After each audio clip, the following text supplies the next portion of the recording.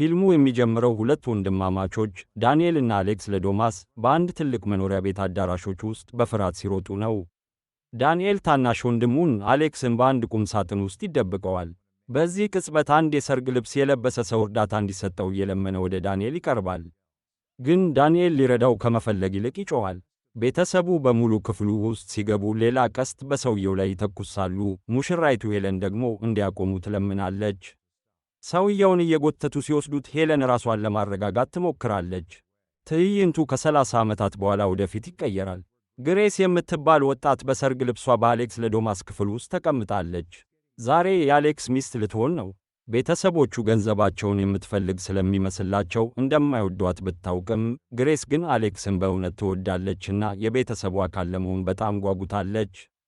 ከሰርጉ በፊት አሌክስ በቁም ነገር ከመፋታቸው በፊት ጊዜ እንዳለ ይነግራታል። ነገር ግን ግሬስ ሳመችውና ፍላጎቷ የጸና መሆኑን ታረጋግጥለታለች። ከዚያም ወደ ግቢው ይሄዳሉ። እዚያም ግሬስ የሰርግ ፎዋን ትነሳለች። እዚህ ጋር የለዶማስ ቤተሰብ እንግዳ አባላትን እንተዋወቃለን። አስፈሪዋ አክስት ሄለን፣ ባለጌው ወንድም ዳንኤልና ትዕቢተኛ ሚስቱ ቻሪቲ፣ አባት ቶኒና ደግ እናት ቤኪ። ሰርጉ ተጀምሮ አዲስ ተጋቢዎቹ በደስታ አብረው ይሄዳሉ። የድግስ ምሽት ካለቀ በኋላ ወደ ዳንኤል ክፍል ይመለሳሉ። ነገር ግን ግሬስ ብቻቸውን የሚሆኑበት ጊዜ አገኘው ብላ ስታስብ አክስት ሄለን መታ የተቀረው ቤተሰብ እየጠበቃቸው መሆኑን ትነግራቸዋለች። ግሬስ ግራ መጋባቷ ሲታይ አሌክስ ለዶማስ ቤተሰብ አዲስ አባል ለመቀበል ባህል እንዳላቸው ያስረዳታል። ይህም እኩለ ሌሊት ላይ አዲሱ አባል ከቀረው ቤተሰብ ጋር አንድ ጨዋታ መጫወት አለበት። ይህ ደግሞ የለዶማስ ቤተሰብ ታዋቂ የሆነውን የቦርድ ጌም ኩባንያቸውን ለማክበር ነው። ግሬስም ትደሰታለች። ወደ ታች ወደ ሙዚቃ ክፍሉም ትሄዳለች። እዚያም የተቀረው ቤተሰብ እየጠበቀ ነበር። ቤኪ የአሌክስ እናት ወደ ግሬስ ቀርባ አሌክስ ከቤተሰብ ጋር እንዲቀራረብና የለዶማስ የበላይነት የወደፊት መሪ ሆኖ ውርስን እንዲቀጥል እንድታሳምነው ትማጸናታለች። ግሬስ ትገረማለች፣ ግን ትስማማለች። እዚህ ጋር የአሌክስን ሱሰኛ እህት ኤሚሊን፣ ዕድለ ቢሱ ባልዋን ፊችንና አሁን የደረሱትን ሁለት ልጆቻቸውን እንተዋወቃለን። ልጆቹ በአንድ አገልጋይ ወደ አልጋቸው ከገቡ በኋላ ቶኒ ለዶማስ ወደ ጨዋታ ክፍሉ ይዟቸው ይሄዳልና የቤተሰባቸውን ታሪክ እንዲሁም የጨዋታውን ሕግ ይተርክልናል። ባጭሩ ቅድመ አያታቸው ቪክቶር ለዶማስ ሚስተር ለቤል የተባለ አስማተኛ እንዳገኘ፣ እርሱም አንድ ሚስጥራዊ ሳጥን እንደሰጠው። ከዚያ በኋላ ለዶማሶች ከሚስተር ለቤል ከፍተኛ መጠን ያለው ስጦታ እንዳገኙ። ሚስተር ለቤልን ለማክበር አዲስ አባል ወደ ቤተሰባቸው በሚቀላቀልበት ጊዜ ሁሉ በዚህ ሳጥን አንድ ጨዋታ ለመጫወት እንደወሰኑም ይናገራል። ሕጉም ቀላል ነው። አንድ ባዶ ካርድ ወደ ሳጥኑ ውስጥ ይገባል። ከዚያም ሚስተር ለቤል በዚያ ምሽት ምን ጨዋታ መጫወት እንዳለባቸው ይወስናል። አሁን ግሬስ ማድረግ ያለባት ካርዱን አውጥታ ድምጿን ከፍ አድርጋ ማንበብ ብቻ ነው። አሌክስ እረፍት ይነሳዋል እና በክፍሉ ዙሪያ ያለው አየር በድንገት ይለወጣል። ግሬስ አሁንም እየተጫወተችና ስለሚመጣው ችግር ምንም አታውቅም ነበር። ሌሎቹ የቤተሰብ አባላት እስከ 100 እየቆጠሩና እየፈለጓት ሳለ እንድትደበቅ ይነገራታል። ቶኒ ለዶማስ ደግሞ የጥበቃ ካሜራዎቹን እንደሚያጠፉ ይነግራታል። ምክንያቱም ለባህላቸው ትልቅ ትኩረት ይሰጣሉና ልክ እንደ ድሮ ዘመን ጨዋታውን መጫወትም ይፈልጋሉ። ከዚያ ግሬስ ለመደበቅ ትሄዳለች። የተቀረው ቤተሰብ ደግሞ ከአሌክስ በስተቀር የድሮ መሳሪያዎችን ማንሳት ይጀምራሉ። ግሬስ በአንድ የምግብ ማንሻ ውስጥ ለመደበቅ ትወስናለች። በጨዋታ ክፍሉ ውስጥ አሌክስ ተጨንቋል። የተቀረው ቤተሰብ ግሬስን ለማደን ሲሄዱ እሱ ክፍል ውስጥ እንዲቆይ ይመከራል። ቻሪቲ አሌክስን ክፍል ውስጥ ለማስቀመጥ በሩን እንድትጠብቅ ተሰጥቷታል። ቻሪቲ ሳታውቅ አሌክስ ወደ አገልጋዮች ኮሪደር በሚወስድ ሚስጥራዊ በር በኩል ለመውጣት ወሰነ። ብዙም ሳይቆይ ቻሪቲ ወደ ውስጥ ገብታ አሌክስ እንደጠፋ ታያለች። በምግብ ማመላለሻ ውስጥ ግሬስ መጠበቅ ሰልችቷት ትወጣለችና ከአልጋው የሸሸውን ልጅ የምትፈልግ አገልጋይ ታያለች። ከዚያም አሌክስ እጇን ይዞ በአገልጋዩዋ ከመታየቷ በፊት እንድትደበቅ ያደርጋታል። ግን ከዚያ በኋላ ኤሚሊ አገልጋዩን ተኩሳ ትገድላታለች። ግሬስንም በጣም ያስደነግጣታል። የዶማስ ቤተሰብ የሞተውን ሰውነት አይተው ኤሚሊ ሙሽራይቱን ሳይሆን በመሳሳት አገልጋዩን በመግደሏ ይወቅሷታል። ቤተሰቡ ሰውነቷን ጎትተው እስከሚወጡ ድረስ ይጠብቃሉ። ከዚያም ይነሳሉ።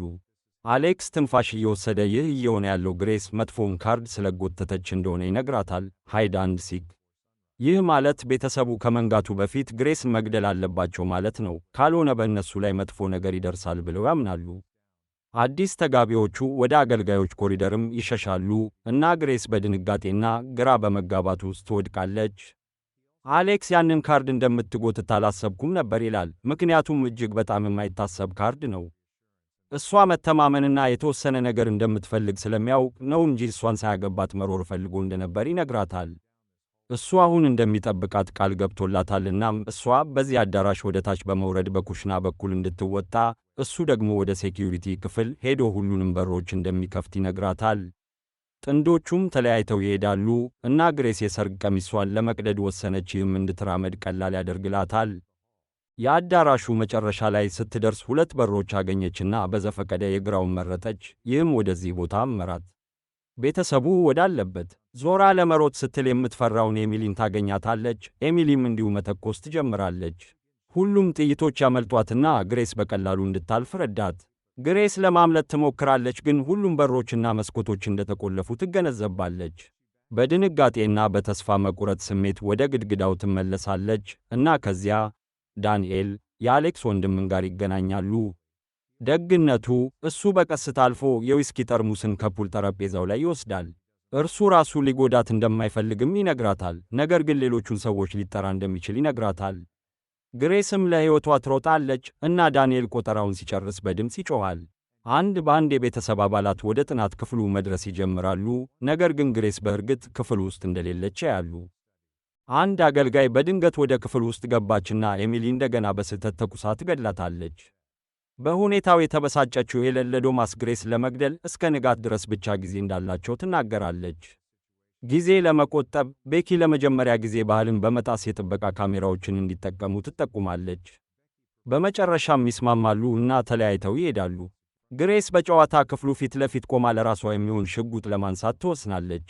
ወደ ኩሽናው በር ሄዳ አሌክስ በሮቹን እስኪከፍትም ትጠብቃለች። ሆኖም ግን የአገልጋዩ አለቃ ወደ ክፍል ውስጥ ሲገባ ግሬስ ትደበቃለች።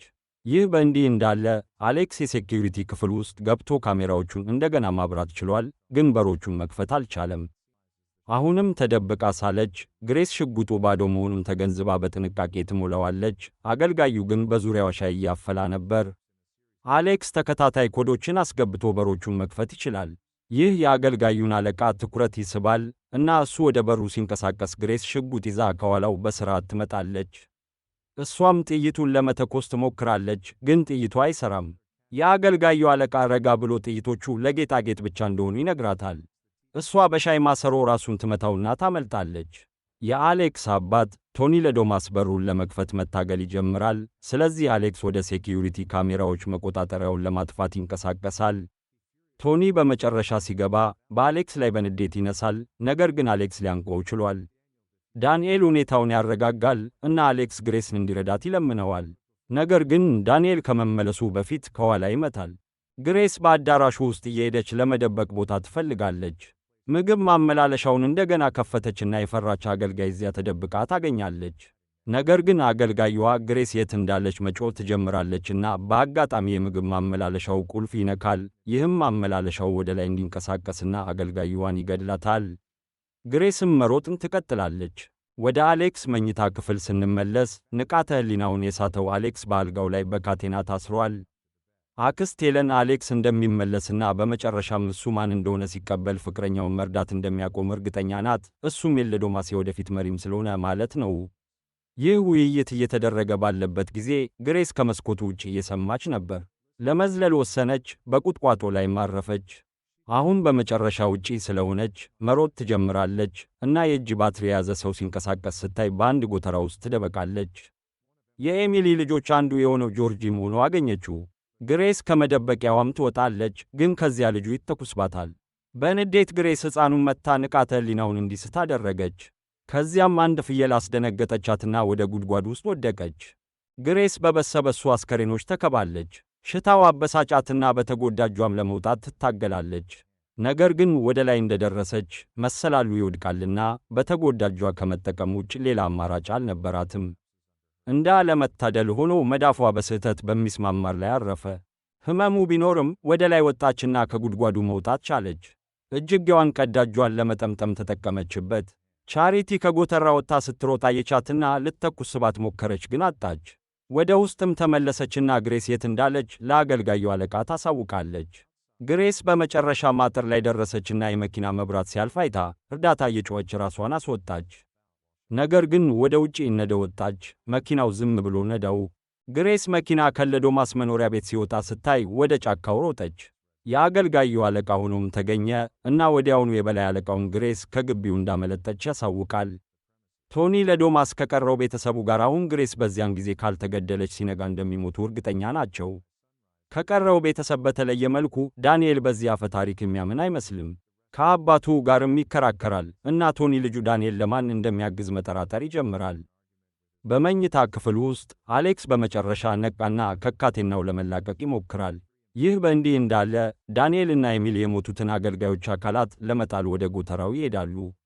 ዳንኤል ኤሚሊን ሙሉ ቤተሰብ መሞት አለበት ብሎ እንደሚያስብም ይነግራታል። ነገር ግን ኤሚሊ አትስማማም። ወደ ግሬስ ስንመለስ አሁን ከመደበቂያዋ ወጥታ በሜዳው ላይ እየሮጠች ነው። የአገልጋዩ አለቃም ወደ እሷ እየነዳ ነው። ግሬስን በሕይወት እንዲያመጣት ስለታዘዘ በመጨረሻ ከመኪናው ወጥቶ መሬት ላይ ከእሷ ጋር ይጋፈጣል። ከቀሚሷ የተቀደደ ጨርቅ በመጠቀም አንቃ ንቃተ ሕሊናውን እንዲስት ታደርገዋለች። ከዚያም በመኪናው ትሄዳለች። በመንዳት ላይ ሳለች ግሬስ የመኪና እርዳታ አገልግሎት ደውላ ኦፕሬተሩን ፖሊስ እንዲጠራ ትነግረዋለች። ኦፕሬተሩ እንደተጠየቀው ያደርጋል። ነገር ግን እሷ የምትነዳው መኪና እንደተሰረቀ መኪና መመዝገቡን፣ ይህም እንደ ድርጅት ፖሊሲ መንዳት እንድታቆም እንደሚያስገድደው ይነግራታል። መኪናውም በድንገት ይቆማል። ተበሳጭታና ደክሟት ግሬስ ትንሽ ለማረፍ ወሰነች። ፖሊስ እንደተጠራና ወደ ቦታው እየመጣ እንደሆነ በማወቅም ትጽናናለች። ግን ከዚያ የአገልጋዮች አለቃ አሁን ነቅቷልናም በጭንቅላት ማደነዘዣ ግሬስን ተኩሶ ወዲያውኑ ንቃተ ሕሊናዋን እንድትስት ያደርጋታል። ግሬስ ከእንቅልፏ ስትነቃ በመኪናው የኋላ መቀመጫ ታስራለች። የአገልጋዩ አለቃም እየነዳ ለቤተሰቡ የቪዲዮ ጥሪ እያደረገ ነበር። ግሬስም ጭንቅላቱን ደጋግማ ትመታዋለችና እንደገና ንቃተ ሕሊናውን እንዲስት ታደርገዋለችና የመኪና አደጋ ይደርስባቸዋል። ከመኪናው ፍርስራሽ በሕይወት ወጥታም መሳብ ትጀምራለች። ከዚያም ዳንኤል ሽጉጥ ይዞ ወደ እሷ ይቀርባል። ሊገድላት እንደማይፈልግ ግን ቤተሰቡን ለመዋጋት በጣም ደካማ መሆኑንም ይናዘዛል። ይህ አጠቃላይ እርግማን እውነተኛ እንዳልሆነና ጠዋት ማንም እንደማይሞት ለመንገርም ትሞክራለች። በከባድ ልብ ዳንኤል ንቃተ ሕሊናዋን እንድትስት ያደርጋታል እና አባቱ ቶኒ ከዛፎቹ መካከል ይወጣል። ቶኒ ዳንኤልን እዚህ ድረስ እንደተከተለውና የዳንኤልን ታማኝነት ለመፈተን ምስጢራዊ በሆነ መንገድ ግንኙነታቸውን እየተመለከተ እንደነበርም ይነግረዋል። አሁንም ታስሮ የነበረው አሌክስ በእናቱ በቤኪ ይጎበኛል። እሷም ጎራውን እንደሚቀይርና ግሬስን ከመረዳት ይልቅ ቤተሰቡን መርዳት እንደሚጀምር እርግጠኛ መሆኗን ትነግረዋለች። አሌክስ ይህን ይክዳልና ለግሬስ መታገሉን እንደሚቀጥል ይነግራታል። ምክንያቱም ግሬስ ደግነችና እንደቀረው ቤተሰቡ የተበላሸች አይደለችም። ይህ በእንዲህ እንዳለ የተቀረው ቤተሰብ ግሬስ ለሚስተር ለቤል የመስዋዕትነት ሥነ ሥርዓት ያዘጋጃሉ። ግሬስ ከእንቅልፏ ስትነቃ በመመገቢያ ጠረጴዛው ላይ ታስራለች። የተቀረው ቤተሰብ በዙሪያው የሰይጣን ሥነ ሥርዓትም ያከናውናሉ። ሁሉም ከዋንጫው ይጠጣሉ እና ቶኒ ቢላዋ በግሬስ ላይ አነጣጥሮ ሊገድላትም ተዘጋጀ። ግን ዳንኤል ግሬስን ለማዳን ቤተሰቡን እንደመረዘ ታወቀ። የታሰረችበትንም ይፈታልና ከክፍሉ ይዟት ይወጣል። በመኝታ ክፍል ውስጥ አሌክስ በመጨረሻ ለማምለጥ ቻለ። ዳንኤል እና ግሬስ አሁን ለማምለጥ አዳራሾችን ያልፋሉ። ነገር ግን በዳንኤል ሚስት ቻሪቲ ይቆማሉ። እሷም ሽጉጥ ታነጣጥርባቸዋለች። ዳንኤል ግሬስን እንደማይሰጥ ስትገነዘብ ቻሪቲ ጉሮሮ ላይ ትተኩስበታለች። የተናደደችው ግሬስ ከቻሪቲ ጋር ትጋጠማለች እና ልትመታትም ትችላለች። ከዚያም ለሞተው ዳንኤል ትደርስለታለች።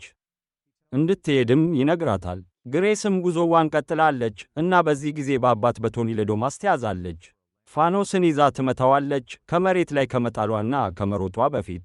አሌክስ ግሬስን ይፈልጋል፣ ግን እየሞተ ያለውን ወንድሙን ያገኘዋል። ዳንኤልም በእቅፉ ውስጥ ሆኖ ይሞታል እና ሞቱ እጅግ እንደነካው ግልጽ ነው።